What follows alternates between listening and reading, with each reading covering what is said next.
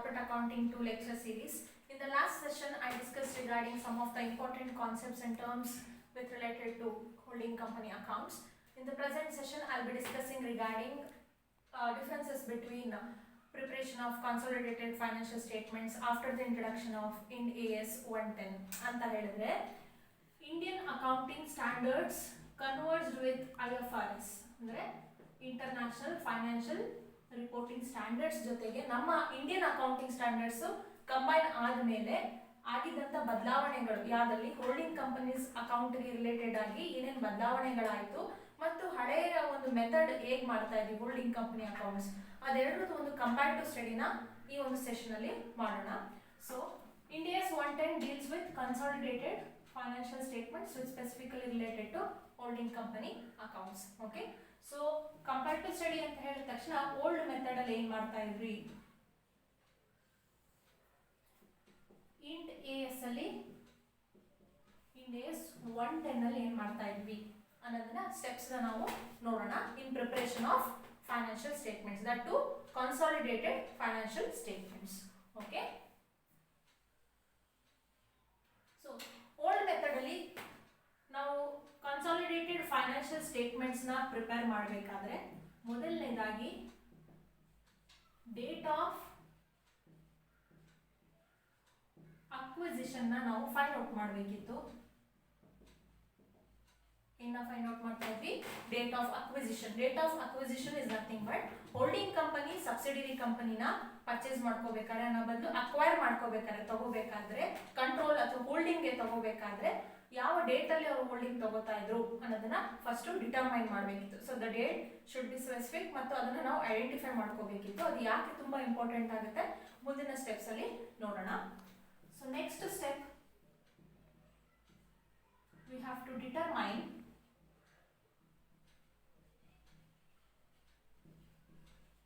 pre-acquisition profits. Pre-acquisition profits ಅಥವಾ ಅದನ್ನ capital profits ಅಂತ ಹೇಳ್ತೀವಿ. Pre-acquisition profits are capital profits. So this is nothing but profits or reserves earned by the subsidiary companies before the acquisition. So acquisition date to say for example 1/4/2019 ಅಂತ ಅನ್ಕೊಳ್ಳೋಣ. ಅಂದ್ರೆ ಒಂದು A company B ಕಂಪನಿನ acquire ಮಾಡ್ಕೋತು ಅಂತ ಅನ್ಕೊಳ್ಳೋಣ. So ಯಾವಾಗ 1/4/2019 ಅಲ್ಲಿ. So this becomes the date of acquisition. Okay, so pre acquisition profits ಅಂದ್ರೆ ಈ ಡೇಟ್ ಗಿನ ಮುಂಚೆ ಪ್ರೀವಿಯಸ್ ಆಗಿ ಸಬ್ಸಿಡರಿ ಕಂಪನೀಸ್ ನ ಪ್ರಾಫಿಟ್ಸ್ ಏನಿತ್ತು, ರಿಸರ್ವ್ಸ್ ಏನಿತ್ತು, that is called as pre acquisition profits are capital profits. Okay, in step 3 we should determine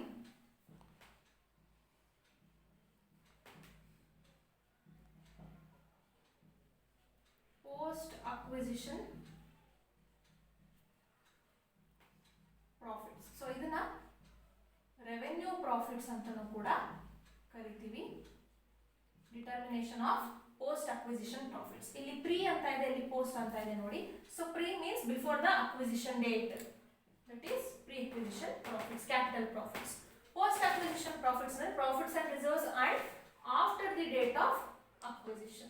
Okay, that becomes the revenue profits. Next, step 4 ali calculation of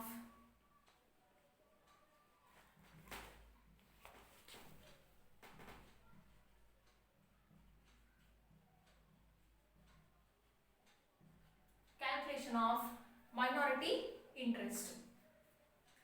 So minority interest ಅಂತ ಹೇಳಿದ್ರೆ ಏನು ಅಂತ ಹೇಳಿದ್ರೆ the interest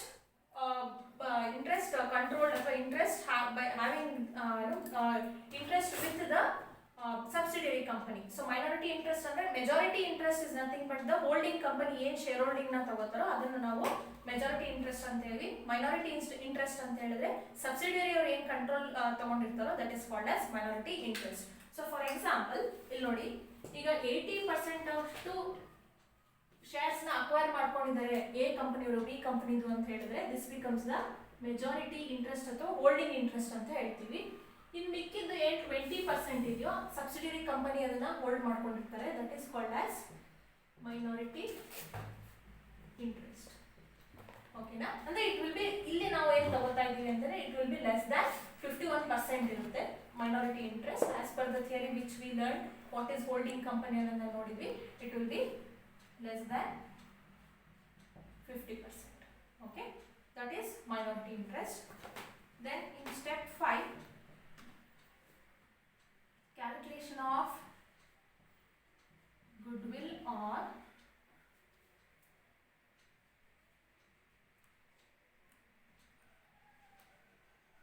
cost of control. So ಇಲ್ಲಿ goodwill ಬರುತ್ತೆ ಅಥವಾ cost of control ಬರ್ಬೋದು ನಮಗೆ. ಸೊ ವಾಟ್ ಇಸ್ ಗುಡ್ವಿಲ್ ಅಂತ ಹೇಳಿದ್ರೆ, ನಾವು ಏನು ಎ ಕಂಪನಿ ಹೋಲ್ಡಿಂಗ್ ಕಂಪನಿ ಆಗಿ ಬಿ ಕಂಪನಿದು ಪರ್ಚೇಸ್ ಮಾಡ್ಕೊಂಡಿರ್ತಾರೋ by giving purchase consideration for the purchase of assets of subsidiary company. ಅಸೆಟ್ಸ್ಗಿಂತ ಜಾಸ್ತಿ ಅಮೌಂಟ್ ಇದ್ರೆ that is called as goodwill. Goodwill ಬರುತ್ತೆ ಅಂದ್ರೆ nothing but when purchase consideration is more than net assets of subsidiary company. So purchase consideration is nothing but which is paid by the holding company to the subsidiary company. Okay, so for example ಈಗ net assets value ಒಂದು 80,000 ಆಯ್ತು ಅನ್ಕೊಳ್ಳೋಣ ಒಂದು ಕಂಪನಿದು ಅಂದ್ರೆ subsidiary ಕಂಪನಿದು. So holding company ಅವರು 1 lakh ಕೊಟ್ಟಿರ್ತಾರೆ ಅನ್ಕೊಳ್ಳೋಣ. So ಇಲ್ಲಿ ಇರೋದೆಷ್ಟು 80,000, ಕೊಟ್ಟಿರೋದು 1 ಲಕ್ಷ. ಇನ್ನು 20,000 ಏನಾಗುತ್ತೆ, ಗುಡ್ ವಿಲ್ ಆಗುತ್ತೆ. So this is called as good will. ಅಂದ್ರೆ ಅವರು ಏನು ವರ್ತ್ ಇದೆಯೋ ಕಂಪನಿದು ಅದಕ್ಕಿಂತ ಜಾಸ್ತಿ ಕೊಡ್ತಾ ಇದ್ದಾರೆ, that is called as good will. So ಇದರ ಆಪೋಸಿಟ್ ಆದ್ರೆ ಅಂತ ಹೇಳಿದ್ರೆ ನೆಟ್ ಅಸೆಟ್ಸ್ ಜಾಸ್ತಿ ಇದೆ ಬಟ್ ಪರ್ಚೇಸ್ ಕನ್ಸಿಡರೇಷನ್ ಕಡಿಮೆ ಕೊಡ್ತಾ ಇದ್ದಾರೆ ಅಂದ್ರೆ it is called as cost of control. So this is how we use to calculate in old method. And ಇದಿಷ್ಟು ಪ್ರಿಪರೇಷನ್ ಆದ್ಮೇಲೆ ಅಟ್ ಲಾಸ್ಟ್ ನಾವು ಕನ್ಸಾಲಿಡೇಟೆಡ್ ಫೈನಾನ್ಷಿಯಲ್ ಸ್ಟೇಟ್ಮೆಂಟ್ಸ್ ನ ಮಾಡಿ ಮುಗಿಸ್ತಾ ಇದ್ವಿ. ಸೊ ಕನ್ಸಾಲಿಡೇಟೆಡ್ ಫೈನಾನ್ಷಿಯಲ್ ಸ್ಟೇಟ್ಮೆಂಟ್ಸ್ ಅಲ್ಲಿ both holding company and subsidiary ಕಂಪನಿದು merge ಮಾಡಿ ಅಸೆಟ್ಸ್ ಅಂಡ್ ಲಯಬಿಲಿಟೀಸ್ ನ ಪ್ರಿಪೇರ್ ಮಾಡಬೇಕಾಗುತ್ತೆ. ಸೊ ಇದಿಷ್ಟು ಸ್ಟೆಪ್ಸ್ ನ we used to follow in old method. Okay, now moving on to Ind AS 110. Ind AS 110 ಅಲ್ಲಿ ಹಾಗಾದ್ರೆ ಏನೇನ್ ಸ್ಟೆಪ್ಸ್ ನ ಫಾಲೋ ಮಾಡಬೇಕಾಗುತ್ತೆ, ಸೊ ಮೇಜರ್ ಆಗಿ ಏನೇನ್ ಡಿಫರೆನ್ಸಸ್ ಇದೆ ಅಂತ ಹೇಳಿ ಅಬ್ಸರ್ವ್ ಮಾಡೋಣ. ಸೊ ಮೊದಲನೇದಾಗಿ ಸೇಮ್ ಸ್ಟೆಪ್ ಅಲ್ಲಿ ನಾವು here also we have to find out the date of acquisition. Date of acquisition ಇಲ್ಲೂ ಕೂಡ ನಾವು first ನೋಡಬೇಕಾಗುತ್ತೆ. Then we used to calculate ratio of holding. So illu kuda we should calculate ratio of holding to calculate share of pre-acquisition and post-acquisition profits. So ratio of holding. So ratio of holding andre is nothing but ನಾನು ಇಲ್ಲೊಂದು example ಕೊಟ್ಟಿದ್ದೇನೆ. 80% holding A company ಮಾಡಿದ್ರೆ on B company indicate 20% ಅಂತ, it becomes 8:2. So 4:1 ಆಗುತ್ತೆ. So this is ratio of holding. ಯಾವ share pattern ಅಲ್ಲಿ, share holding pattern ಅದನ್ನ ನಾವು ಏನು ಹೇಳ್ತೀವಿ, ರೇಷಿಯೋ ಆಫ್ ಹೋಲ್ಡಿಂಗ್ ಅಂತ ಹೇಳಿ ಹೇಳ್ತೀವಿ. Next ratio of holding determine ಮಾಡಾದ್ಮೇಲೆ we should calculate fair value of non controlling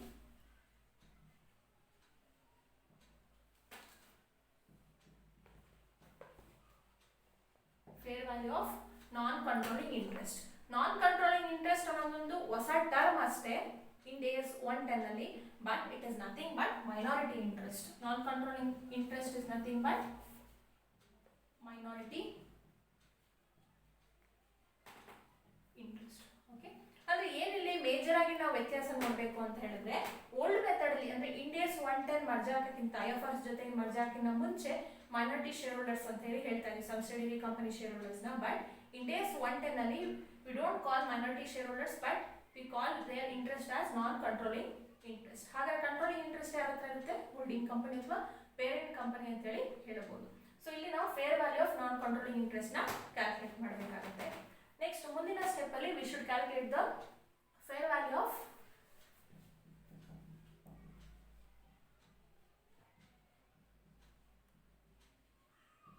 subsidiaries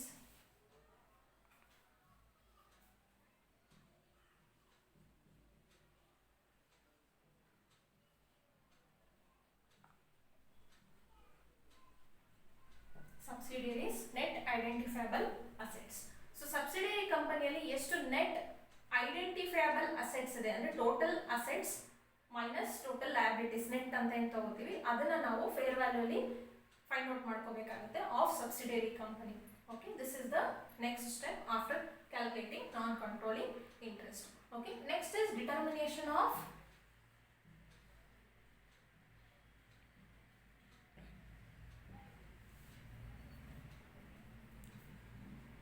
goodwill or gain on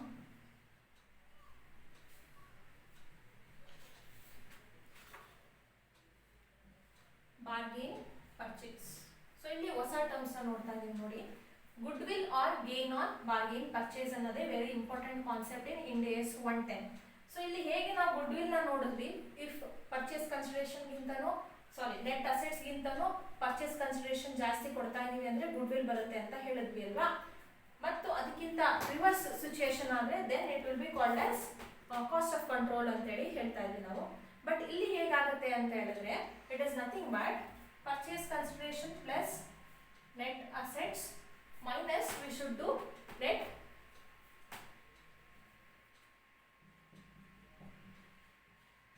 so this is the formula we use in determination of goodwill or gain on bargain purchase. Okay, purchase consideration plus non controlling interest minus net identifiable assets. So idinnu particular agi while solving the problems I will teach you.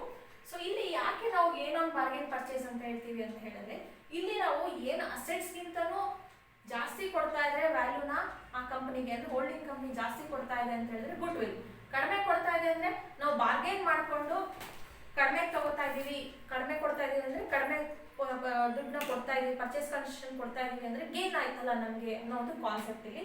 So ಹಾಗಾಗಿ gain on bargain purchase ಅಂದ್ರೆ it is nothing but same old example ನ ತಗೊಳ್ಳೋಣ. So net assets ನ value say for example 80,000 rupees ಆಗಿದ್ರೆ then purchase consideration if they are paying 50,000 ಅನ್ಕೊಳ್ಳೋಣ, 50,000 rupees ಅನ್ಕೊಳ್ಳೋಣ for subsidiary company. 80,000 ಬೆಲೆ ಬಾಳ್ತಾ ಇದೆ, ಕೊಡ್ತಾ ಇರೋದು ಎಷ್ಟು 50,000. ಹಳೆ ಮೆಥಡ್ ಅಲ್ಲಿ ಆಗಿದ್ರೆ ನಾವೇನಂತಿದ್ವಿ 30,000ನ we used to call it as cost of control ಅಲ್ವಾ. ಆದ್ರೆ ಇಲ್ಲಿ ಬರ್ತಿರೋ 30,000 ಏನನ್ಬೇಕಾಗುತ್ತೆ ನಾವು ಗೇನ್ ಆನ್ ಬಾರ್ಗೇನ್ ಪರ್ಚೇಸ್ ಅನ್ಬೇಕಾಗುತ್ತೆ. ಯಾಕೆ ಅಂತ ಹೇಳಿದ್ರೆ ನಾವು ಇಲ್ಲಿ ಚೌಕಾಸಿ ಮಾಡಿಕೊಂಡು ಕಡಿಮೆ ತಗೋತಾ ಇದೀವಿ ಅಂದ್ರೆ ಇನ್ನು 30,000 ನಾವು ಗೇನ್ ಆಗ್ತಾ ಇದೆ ನಮಗೆ ಅಂತೇಳಿ ತೋರಿಸ್ಬೇಕಾಗುತ್ತೆ according to Ind AS 110. So this is the major difference we show in Ind AS 110. Okay, so ಇಲ್ಲಿ consideration when consideration is more than net assets then it is called as goodwill. When it is reverse case it is called as gain on bargain purchase. Okay, so ಇದಿಷ್ಟು ಆದಮೇಲೆ ಲಾಸ್ಟಲ್ಲಿ as usual we have to prepare consolidated financial statements. So ಇದಿಷ್ಟು ಸ್ಟೆಪ್ಸಲ್ಲಿ ನೀವು ಒಂದಷ್ಟು ಸಿಮಿಲಾರಿಟೀಸ್ನ ನೋಡ್ಬೋದು, ಒಂದು ಸ್ವಲ್ಪ ಡಿಫ್ರೆನ್ಸಸ್ನ ನೋಡ್ಬೋದು. ಬಟ್ ಮೇಜರ್ ಕಾನ್ಸೆಪ್ಟ್ ಇಲ್ಲಿ 2 ಕಾನ್ಸೆಪ್ಟ್ನ ತಿಳ್ಕೊಬೇಕಾಗಿರೋದು ಇಂಡ್ AS 110 ಬಂದ ಮೇಲೆ ಅಂತ ಹೇಳಿದ್ರೆ ಒಂದು ಮೈನಾರಿಟಿ ಇಂಟ್ರೆಸ್ಟ್ ಅನ್ನೋ ಕಾನ್ಸೆಪ್ಟ್ಸ್ನ ಯೂಸ್ ಮಾಡೋಂಗಿಲ್ಲ, we have to call it as non controlling interest and cost of control ಬದಲು ಗೇನ್ ಆನ್ ಬಾರ್ಗೇನ್ ಪರ್ಚೇಸ್ನ ತಗೋಬೇಕಾಗುತ್ತೆ. ಇನ್ನೊಂದು ಮೇಜರ್ ಡಿಫ್ರೆನ್ಸ್ ಅಂತ ಹೇಳಿದ್ರೆ we take everything in fair value. Okay, so these are the major differences after the introduction of Ind AS 110 consolidated financial statements which is merged with IFRS. Thank you. In the next session I will be dealing with some of the important other concepts of holding company accounts. Thank you.